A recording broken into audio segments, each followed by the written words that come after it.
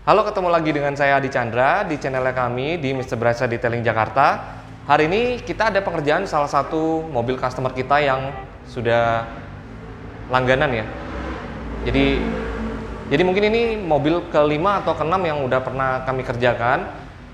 Pada kesempatan kali ini saya akan bercerita sedikit tentang mungkin manfaat dari coating ini sebenarnya apa. Banyak orang yang berpikiran kalau coating itu untuk orang yang hobi mobilnya terlihat kilap ataupun bersih.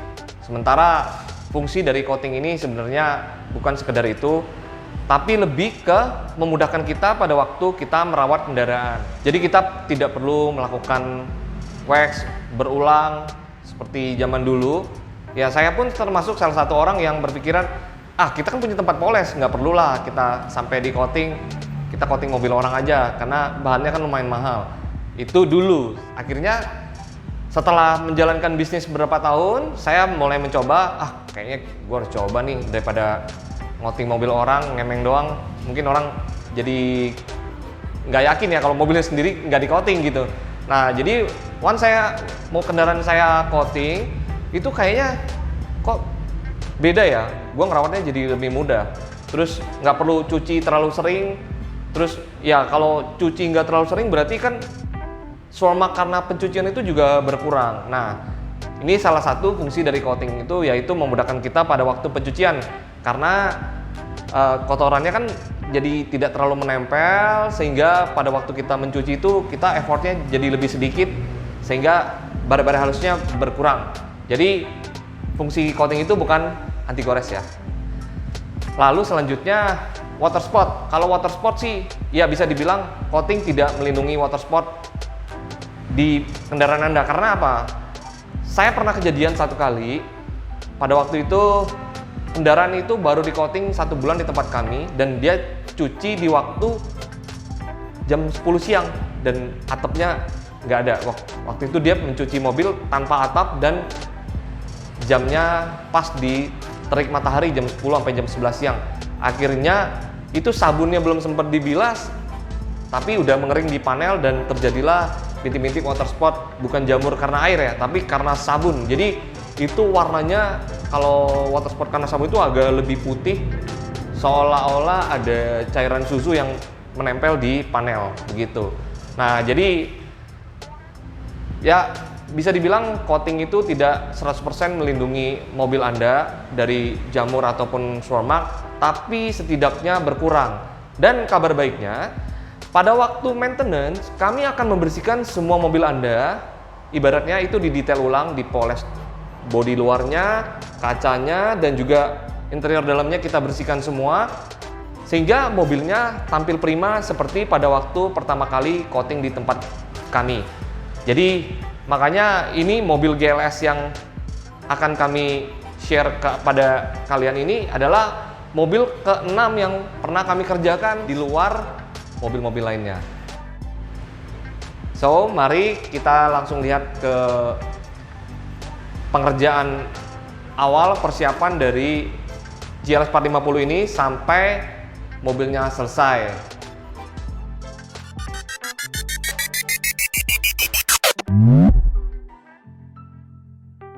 Tahapan pertama yang kami lakukan yaitu paint correction. Di sini semua water spot, ya mungkin kesalahan dari penyimpanan, kesalahan pencucian, swarmak, baret halus, baret medium, semuanya kita hilangkan, baik itu eksterior dan interior juga ya, nggak ketinggalan, interior juga kita bersihkan. Lalu selanjutnya detail di bagian sela-sela, kerak-kerak air, semuanya kita bersihkan sebelum kita lanjutkan ke tahapan berikutnya, yaitu polishing, final polish ataupun base coat. Pengerjaan dilakukan biasanya berempat, maksimal berlima untuk interior 1. Jadi pemolesannya dilakukan minimal oleh 3 orang.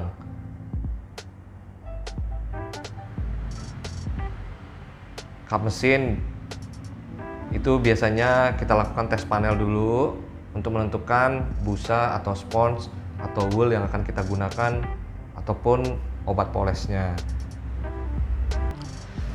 Setelah pemolesan berulang yang kami lakukan di mobil ini, pemolesannya kami lanjutkan di ruangan coating. Jadi setelah swirl mark, baret halus dan baret mediumnya hilang, mobilnya kami detail, sela-selanya, terus dalamnya juga udah dibersihkan. Lalu mobilnya dipindahkan ke ruangan coating untuk kami poles lebih lanjut.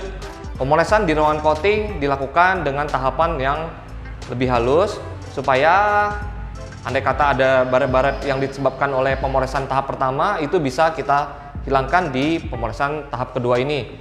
Lalu sebelumnya kami cuci dulu supaya debu-debu polesan yang pada tahap pertama itu bisa lebih bersih. Setelah dicuci, dipindahkan ke ruangan coating, ya lalu kita poles. Lalu selanjutnya akan dipoles lagi dengan tahapan yang lebih halus lagi. Bisa dibilang ini tahapan ini kita nggak menghilangkan baret ataupun water spot ataupun defect apapun yang ada di panel, hanya menambah kilap dari mobil ini dan membuat coating yang akan kita lapisi berikutnya lebih menempel serta secara keseluruhan coatingnya jadi lebih tebal. Tahapan ini kita sebut dengan nama base coat. Setelah base coat, barulah kita lapisi dengan nano ceramic coating yang akan mengunci polesan kita untuk jangka waktu lebih lama.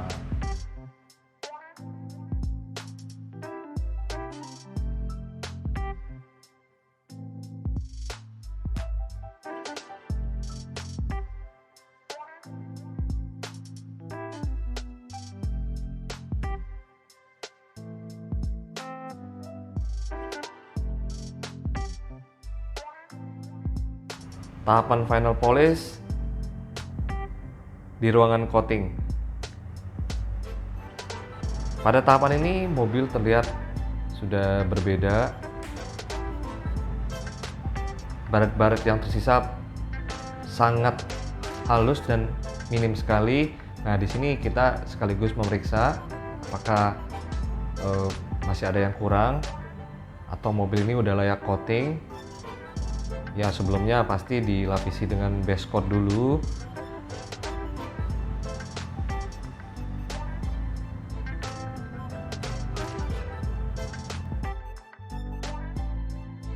Sekaligus kita memeriksa detailnya, apakah masih ada yang kurang-kurang seperti di sela-sela bodi ataupun di kaca, apakah masih ada jamur di pinggir-pinggirnya. Jadi pengecekannya pun berulang selain pemolesan, sehingga hasil maksimal bisa kita capai. Ini tahapan yang tidak kalah penting, yaitu menghilangkan sisa residu poles dengan cairan berbahan dasar alkohol.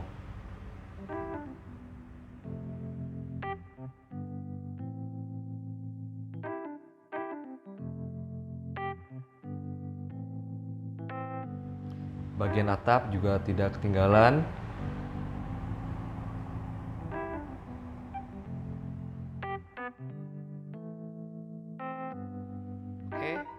Tahap selanjutnya yaitu melapisi dengan nano ceramic coating. Setelah sebelumnya diperiksa tidak ada polesan yang kurang dan detailnya juga sudah maksimal, barulah kita masuk ke tahapan ini, yaitu proteksi. Di tahapan ini hanya murni proteksi, tidak membersihkan lagi. Nah, setelah di coating, kita lap supaya sisa residunya tidak mengakibatkan panel berkabut. Coating dilakukan di seluruh bagian yang ada catnya atau finishingnya ada vernis.